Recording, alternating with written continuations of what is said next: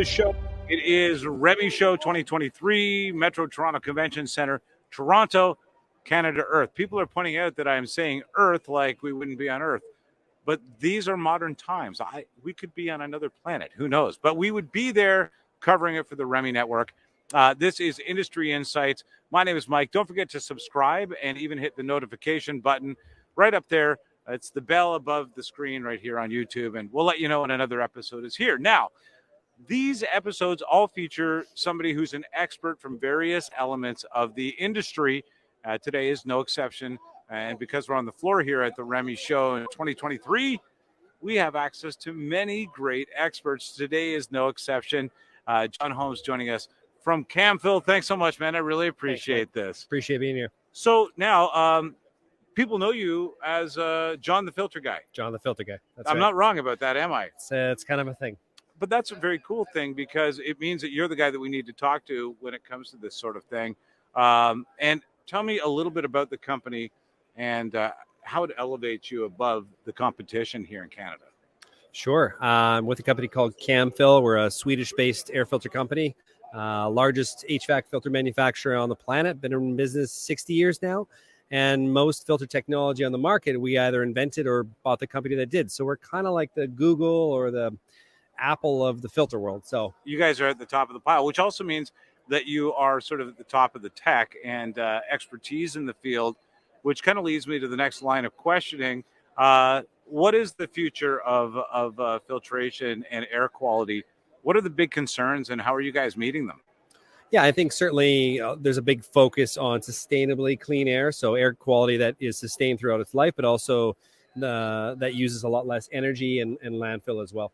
Oh, okay. So now that leads to the next question. At what point do you do this? At the point where it's costing too much? At the point where you need to switch units entirely? Where do you start to make this, the customer, I guess, in your case, where do I start to make this decision? Well, I think these days you really need to look at the total cost of ownership, not the sticker price, because a better filter that lasts, 3 to 4 times as long isn't necessarily 3 to 4 times as much. It might be a few more dollars on day one, but the upside is less energy, less landfill, less labor. And frankly, there's a big labor shortage these days, especially on the operations side. Entirely. That can really pay for itself. It really does answer. That's a major one, frankly. The less times you have to change that filter, more labor hours or man hours are put into other things that the building may require. We're actually finding, for every 1 million square feet you have, you can typically reallocate around 6 weeks of labor. So imagine having a free human to work and get in front of your tenants and take care of the building for 6 weeks that you didn't have before. That's why I got a business partner. 6 weeks free work. Yeah, and he's now grimacing at me.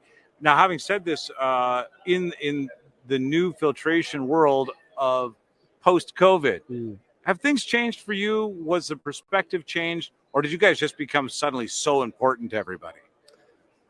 Well, now more than ever, air quality is top of mind. Before you'd be at a dinner party or something, and you say, what do you do? You're in the air filter world. People would be like, all right, see you later. Right. And now people are actually interested. Like, how do I have the best air quality? Do I not? How do I improve it? Because it's invisible. How do you know that you're getting the best indoor air quality? So it's absolutely top of mind and very interesting industry to be in.